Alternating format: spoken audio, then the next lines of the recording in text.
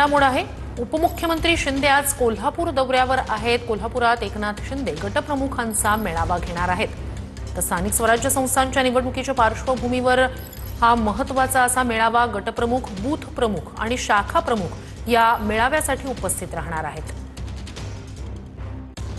कोल्हापुरात आज शिवसेना शिंदे गटाच्या गटप्रमुखांचा मेळावा होतो। या मेळाव्यामध्ये उपमुख्यमंत्री एकनाथ शिंदे मार्गदर्शन करणार आहे। आपल्याला माहिती आहे कालच नगरपंचायत आणि नगरपालिकांच्या निवडणुकांची घोषणा झालेली आहे आणि त्यानंतर शिवसेना शिंदे गटाचा हा पहिलाच मेळावा कोल्हापूरमध्ये होतोय आणि त्यामुळे आज होणाऱ्या या मेळाव्याला महत्त्व प्राप्त झाले असं म्हणावं लागेल।